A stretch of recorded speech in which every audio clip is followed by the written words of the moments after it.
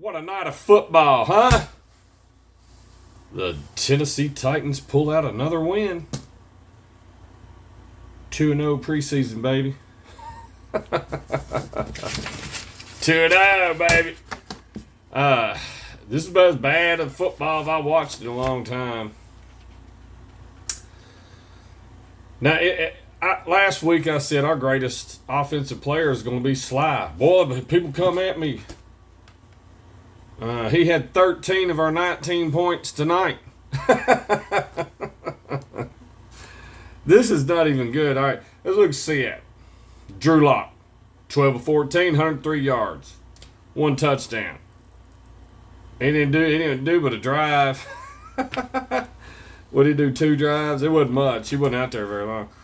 Milroe comes in. He's 6'11", 52 yards. He did throw 2 interceptions, though, but nevertheless, he was throwing to third-string receivers, too. Ward and our starters got absolutely skull-drugged.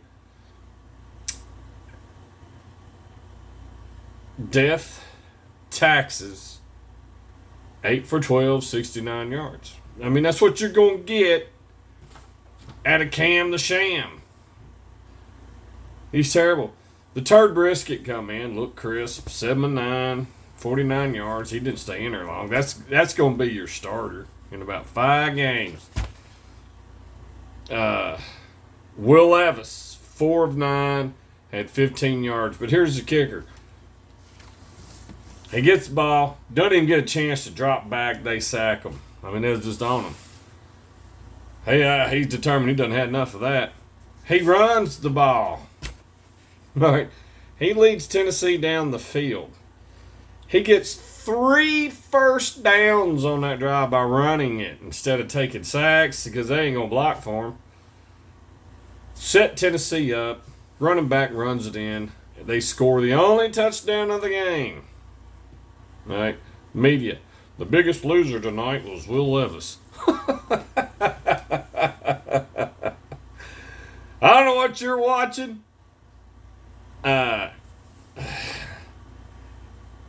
Cam Ward, a good high school team in Texas. He's not your dude. And as much as you hate Will Levis, to me, just my humble opinion, Trubisky looked the best. Hendon Hooker came in 2 of 2 for 35 yards. There's your start. That should be your starter and your backup.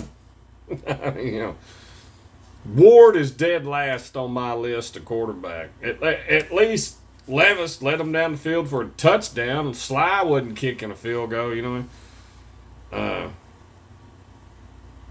It's not good. Sly was 4 for 4, 100%, kicked a 55-yard for the long, scored 13 points. But we're 2-0, baby. 2-0! Well, we also have 7 players now on the injury list. We got throttled tonight. I mean, honestly, guys, Seattle came out, scored 16 points in the first quarter. We had 3, 1 field goal. They could have, if they'd left their starters in, it would have been 80 to about 9. Second quarter, they didn't have any starters. It was all third string. We got 2 field goals. Third quarter, 0-0. In the fourth, Will Levis led them down the field for a touchdown drive. And Sly kicks the field goal in the fourth. 10 weeks. We got 10. They got nothing. If this had been starters on starters, we were getting blown out. Saturday, August 29th, 5 p.m., Chicago's coming to town. This here's a little more interesting because this here, you're going to see the starters play a lot longer. We've played our starters a lot. Surprisingly, a lot. We're gonna get our first loss, I imagine, of the preseason area. Chicago. The media is still hating on Will Levis for whatever. I don't know what they watched tonight, but what I watched was a guy that got tired of getting sacked, took it upon himself to run over people to get the first down on 3 different occasions, hurdled, used his body, flipped up in the air, got the first down there around the goal line, kept the drive alive. Well, none of them other quarterbacks going to do. Trubisky's too old. He ain't doing it. So's Hooker. Hooker ain't leaving his feet. Ward don't even know how to run. He tried to run. They stripped, but should have been a strip sack, strip fumble. They stripped the ball from him, and luckily he just went out of bounds. He don't need to run. He needs to learn the plays. Absolutely, just my God, it's bad football. Now you finally got the by God pod Tyler that just locked on losing has finally come around and seen what Big Barney Ross been saying all along. I mean, you ain't got to work at Scotland Yards to know we're not good. You don't have to be Sherlock Holmes to figure that out. Larry Holmes can look at that and figure it out. All right. The Reds lost again. We're 19 games back. We play the Giants tomorrow in the Bay. We're going to get crushed.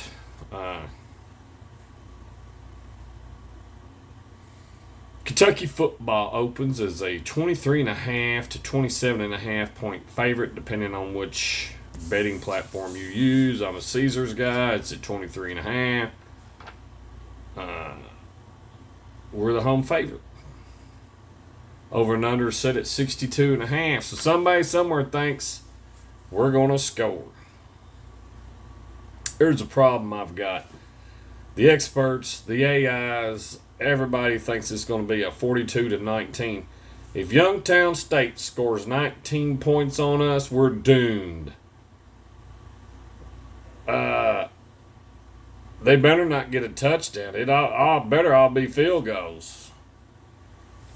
Just be quite honest with you. Now, our offensive line, we should score every time we get the ball.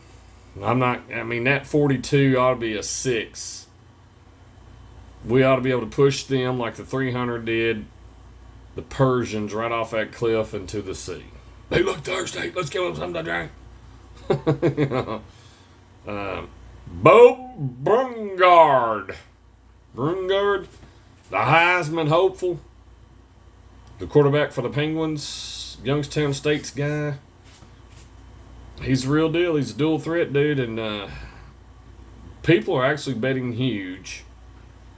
Youngstown State covers that. 23.5 points. So, if you actually do the math, 42-19 is what? 61. So they don't get it. That's what I'm saying. If Youngstown State scores 19 points on us, we're not winning an SEC game. This thing ought to be in the 60s. And they ought to have a few field goals. Definitely not no touchdowns. Not with the amount of talent we got. Youngstown State is a plus 1,400. We're a minus 3,000, so there's no money to be ahead, and I will not be betting on the game because I could bet $1 million and win $1,017. It's just there's no money to be had here. I know people are going to correct. Well, that mouth just don't matter. It's just a figure of speech. People. Kentucky 91% chance probability to win. Youngstown State's 9. What did we learn tonight? Kentucky's actually getting a little bit of love from Vegas in the offensive department. I can't believe that. Hear everybody tell it. Just a few weeks ago, Kentucky's on upset alert. Remember that nonsense? You got a white T-shirt guy, Mr. Clean, telling everybody, watch out, Youngstown State. Shut up! I had several of them analysts or YouTube, this, that, or the other. Watch out for Youngstown State. Kentucky get upset. No, we're not. That's some idiot in my comments. Put out a video, Kentucky on upset alert. They didn't watch the video. They just started, "Are you drunk? The Titanic will come back before can." I just typed, "You didn't watch the video." It's obvious, painfully obvious. You did not watch the video. I guess they watched the video and removed the derogatory comments. Why? Leave them up. It didn't bother me. Let everybody else see what kind of crazy. Make the channel grow. Leave them up there. You can say if you want to me. Ain't bother me none. Rob Sanders commented on one of my videos. Well, you're welcome on my channel, buddy. Although I'm not welcome on yours. You're welcome out here in Kentucky Sports and More. I don't know if I can comment on that channel. Last time I was on there, I still could comment. Billy Blue Chew Gold or Cole. Billy Cole said that he did not hide me on that. It wouldn't bother me if you did, Billy. That's kind of funny, actually. But the fact it took weeks and I still couldn't comment, it was almost a month. I don't remember how long. It probably was a month. Still couldn't come. They don't want me on the, for whatever reason. Big Barney Ross got shunned. That's fine. It's their channel. They can do whatever they want to. I'm not for everybody. What I am for, though, we need to get Arch Manning somehow down here in Tennessee. We should have never drafted Ward. Right? Should have got one of them Colorado Deion Sanders. One of his players. Really, she should have got Travis Hunter. If you weren't going to do that, should have traded the picks away and got a whole bunch of linemen and stuff we actually needed. You could have got Will Levis in the second round. Even not even doing that, you should have went Josh Dobbs, Hendon Hooker. Trade that first round away for a whole bunch of other picks. Surround Dobbs and Hooker with some actual talent. Promote Reggie McKenzie and throw as much money as you can at Mike Tomlin. Maybe he likes Nashville. Maybe he likes the barbecue down there. Maybe he likes a change of pace. Who knows, man? You should have got that guy. This head coach we got now is just as bad, if not, he's every bit as bad as the others we've had. Minus Vrabel. So, at the end of the day, here's what we've got. We've got an $86 million problem that's just absolutely not going to get the job done. My Cincinnati Reds, well, there's always next year. I've already got a t-shirt made up. Well, there's always next year, 2028. Yeah. Go ahead and get that one out of the way. Kentucky, I'm kind of hyped to see if we're going to be able to score. You think they would have put them kind of numbers if Mark Stoops had still been there? Thing would have been a 17-14 game. Kentucky wins. I honestly expect us to score every time we have the ball. Mainly because our offensive line should be able to push them down the field at will. With our running backs. I mean, let's face facts. We got 2 running backs. 3. The guy from Oklahoma, Texas. Take everybody else out the equation. Them 2 dudes alone ought to have 3 or 4 touchdowns apiece. Honestly. Miller should have a couple touchdowns. The red zone wide receiver threat that we brought in from LSU ought to have 3 touchdowns. You see what I'm saying? With our offensive, they have no answer. Nothing, not a zilch for our offensive line. Our defense ought to be the same. As bad as our pass rush is, we should still get to their quarterback. All right, as bad as our deep backs are, they should not be able to throw the ball on us. And with our line being the way it is, they definitely don't need to be running the ball on us. So if they score 19 points, game's over. Game is over. I'll call it. I'll even say it. If Youngstown State scores 19 points on Kentucky, we'll not win an SEC game. Y'all think about it. I'm out of here.